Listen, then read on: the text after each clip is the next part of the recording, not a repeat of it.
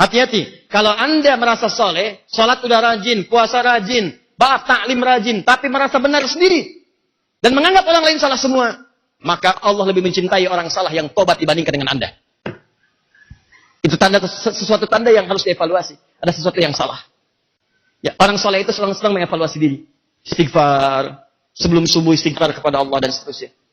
Nah, ketika seseorang ini datang kepada Allah, apa kata Allah? Jangan putus asa dari rahmat Allah. Yuk, saya berikan ampunan. Yang paling dahsyat, begitu dia istighfar, diampuni dosanya. Bahkan ada yang ketika minta ampun, meninggal pada saat itu, surga langsung dia dapatkan. Nah, sekarang pertanyaannya, apakah ayat rahmat yang dimaksudkan? Sehingga kita bisa mendapatkan keistimewaan dari sifat Al-Quran itu. Kalau Anda bertanya, ya Allah, bagaimana saya mendapatkan rahmat itu? Supaya diampuni dosanya. Maka Allah turunkan ayat-ayat rahmat. Wa nunazzilu minal Qur'ani ma huwa syifa'un wa rahmatun.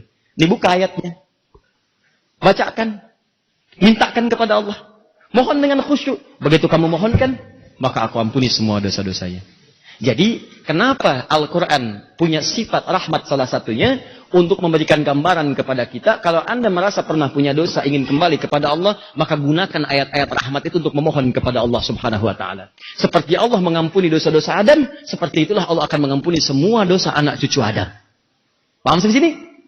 Apa di antara ayatnya? Saya buka malam ini satu ayat saja dulu. Satu, seperti persis kalimat Nabi Adam alaihissalam. Jadi kalau Anda sedang berbuat salah, tiba-tiba ingat untuk berbuat kembali kepada Allah, berbuat baik, bertobat, langsung ingat kalimat ini. Ini kalimat pertama yang diucapkan Nabi Adam alaihissalam saat beliau bertobat kepada Allah subhanahu wa ta'ala. Dan hebatnya, langsung turun kalimat. Fataba alaihi, diterima tobatnya, diampuni semua dosa-dosanya. Makanya Nabi Adam berwasiat ketika turun ke bumi, langsung dibacakan kalimatnya, diabadikan dalam Al-Quran, oleh Nabi dibimbing kepada kita untuk membacakannya. Dalilnya ada di Quran surah ke-7, ayat ke-23. Paling kanan sebelah atas di mushaf. Waqala, karena yang bermaksiat Adam dan pasangannya, ketika mereka berdua sudah berjumpa, mereka merasa, awas kita pernah salah, jangan berbuat salah lagi. Kita mohon kepada Allah, supaya Allah mengampuni dosa-dosa kita. Perhatikan kalimatnya. Rabbana zalamna anfusana wa illam taghfir lana wa tarhamna rahmat wa tarhamna lanakunanna minal khasirin. Di kalimat pertama. Tapi mohon sekali dibacakannya jangan sekedar pakai lisan, pakai hati. Pakai hati. Di cara memohonnya bukan sekedar di lisan. Kalau cuma di lisan jangankan Anda, ajarin anak kecil deh. Yang 4 tahun, 5 tahun, suruh baca itu. Mereka juga bisa baca itu. Sedangkan mereka belum baligh. Belum ada peluang dihisab di situ. Ya. Belum taklif mereka. Jadi kalau cuma bacaan di lisan, jangankan Anda, anak kecil pun bisa. Bacakan dengan hati. Jadi begitu Anda katakan, Rabbana zalamna anfusana. Ya Allah yang merawat kami. Rabb itu sifat rububiyah. Yang merawat, mengampuni dosa, memaafkan kalau salah, menyembuhkan kalau sakit. Seakan-akan Anda mengatakan begini, ya Allah, Engkau yang telah berjanji kalau kami salah akan memaafkan. Engkau yang mengatakan kalau kami berbuat dosa akan mengampuni. Zalamna anfusana, kami mengakui kami berbuat salah ya Allah. Dan kesalahan itu karena diri kami. Anfus jama dari kata nafas. Anfus jama dari kata nafas. Masih ingat nafas ketika disebutkan ada apa di dalamnya? Nafsu. Anfus jama dari kata nafas. Nafsun disebutkan di surat Yusuf tadi. Innan nafsala ammaratun bisu. Ya Allah, kami berbuat zalim karena nafsu kami ya Allah. Kami berbuat salah karena diri kami ya Allah. Jadi kalau Anda berbuat salah, jangan lekatkan kesalahan itu kepada Allah. Jangan nisbatkan kesalahan kepada Allah. Yang salah itu Anda, bukan Allah. Dan jangan pernah kesalahan Anda dikaitkan dengan orang yang tidak ada hubungannya. Jadi kalau Anda bertobat, akui pribadinya yang salah. Jangan bawa-bawa orang. Ya Allah, saya mengakui berbuat salah. Tapi kesalahan saya kan karena Ustaz Adi, ya Allah. Mohonlah. Kalau saya tidak ikut kajian Ustaz Adi, nggak akan berbuat salah. Memang itu Ustaz bid'ah, ya Allah. Oh. Udah tobat, kalah lagi nyalain orang. Ya. Jadi kalau Anda ingin bermohon kepada Allah, minta. Rasakan. Begitu Anda menyebutkan, lihat kalimatnya. Zalamna anfusana, kami telah berbuat zalim dengan diri kami, ya Allah. Nah, langsung Anda bayangkan, siapa yang Anda zalimi itu? Kalau ibu Anda, maka bayangkan saat beliau mengandung, merawat, menyayangi Anda. Bayangkan saat itu, minta. Dan yang paling dahsyat, wa illam taghfir lana. Ya Allah, kami takut. Kalau saya sekarang tidak Engkau ampuni, ya Allah, mohon ampun ya Allah. Saya takut kalau nggak diampuni ya Allah. Karena taruhannya kalau ampunan Allah tidak diberikan, maka neraka jadi jaminan. Maka bayangkan. Dan awas ya, jangan bayangin neraka dulu nih, kejauhan. Alam kubur. Jangan bayangin alam kubur dulu, kejauhan. Sakaratul maut. Orang yang dosanya belum pernah dia bertobat kepada Allah saat hidupnya, maka saat sakaratul maut akan ditampakkan dosa-dosanya. Itu yang membuat dia gelisah. Takut. Gasak, gerusuk, tidak karuan. Mulut meracau, kadang mukul-mukul sana-sini dan sebagainya. Wah, dahsyat dia. Takut. Kalau nggak percaya silakan aja. Saya udah ingatkan Anda. Kalau masih pengen milih berbuat dosa, silahkan kumpulkan Anda. Nabung tuh dosa sebanyak-banyaknya. Nanti kita lihat di akhir. Begitu Anda masuk sakaratul maut, Anda akan rasakan bagaimana presentasi dosa dibentangkan di hadapan Anda. Dan malaikatnya nakutin. Gak usah dibayangin nih. Gak kebayang. Depan Anda udah begini. Ayo kamu, ayo pulang. Pukul. Dipukulin, gak percaya silakan aja. Baca ayatnya. Makanya kadang-kadang kalau pengen berbuat dosa, mikir dulu. Mikir. Ikan aneh, udah berbuat dosa, malu untuk tobat. Anda aja buat maksiat nggak malu. Kenapa saat tobat mesti malu? Aku malu melihat orang, aku malu melihat begini. Kamu maksiat nggak malu, sekarang merasa malu. Kamu bayangin dulu, makanya mikir kalau ingin berbuat dosa, bayangkan akan dipermalukan. Kalau ingin berbuat dosa, bayangkan akan dibuka. Kalau pengen berbuat dosa, mikir dulu, dosa itu mengalir ke siapa? Bapaknya yang korupsi, keluarganya yang kena. Makanya kalau mau nyuri, mikir dulu, keluarga antum akan kena. Nih anak-anak antum yang lucu-lucu. Dibawa ke majlis taklim, disayang, main dengan tetangga. Apa antum tega membuat mereka dibully oleh teman-temannya?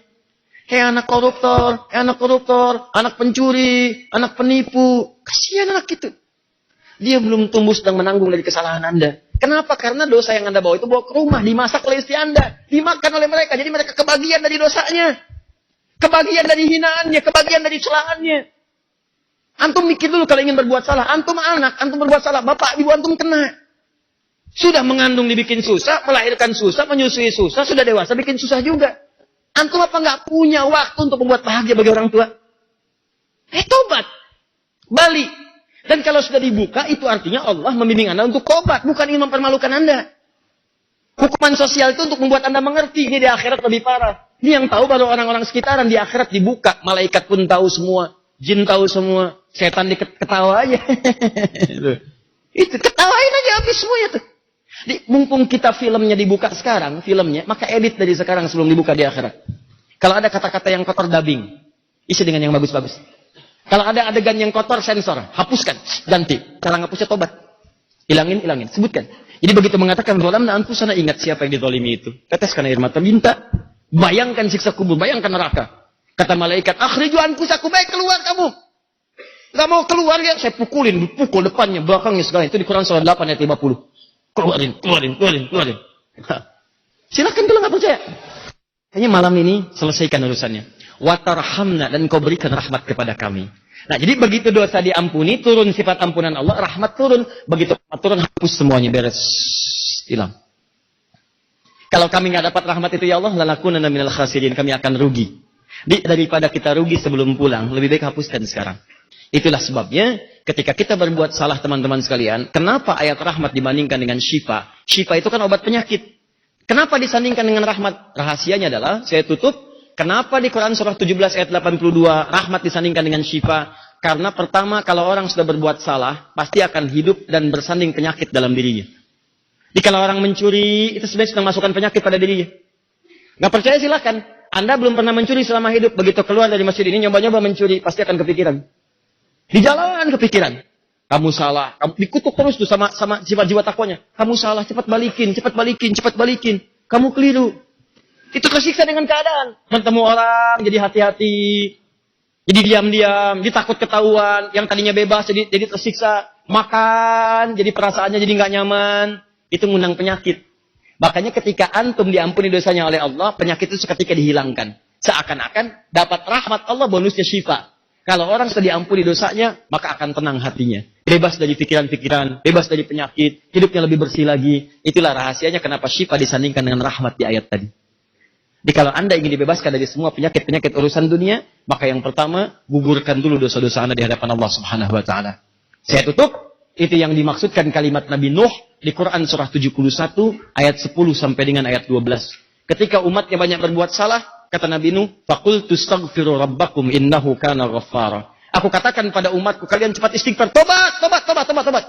Allah akan mengampuni dosa kalian. Kalau sudah Allah ampuni, apa yang diberikan? Yursilis samaa'a 'alaikum midrara, maka hujan yang kering akan turun. Wa yumdidkum bi amwalin wa banina. Awas, dan Allah akan lipat gandakan harta kalian, anak-anak, keturunan sehat semua. Ini gambaran kata para pakar tafsir, kalau ada orang berbuat maksiat, bawa harta haram ke rumah dan sebagainya, maka akan bermasalah bagi anak, bagi harta dan sebagainya. Bagi keluarga. Kalau Anda ingin hapuskan semua itu, maka bertobatlah kepada Allah Subhanahu wa taala. Ini makna rahmat yang pertama. Apakah makna rahmat yang kedua? Yang bisa membebaskan Anda dari semua masalah kehidupan. Sehingga ke kantor, tenang. Di rumah, enak. Ada masalah? Ada. Cuman saat akan dilalui, diringankan oleh Allah. Seakan-akan gak punya masalah. Dan yang terakhir, yang paling hebat, begitu Anda mendapatkannya, maka dunia akan ditundukkan kecil pada diri Anda. Dan apa yang Anda butuhkan, Allahu Akbar. Belum Anda dapatkan, sudah Anda dapati. Belum Anda cari, sudah menghampiri. Bagaimana cara mendapatkan itu? Itulah yang akan kita bahas di pertemuan berikutnya insyaAllah.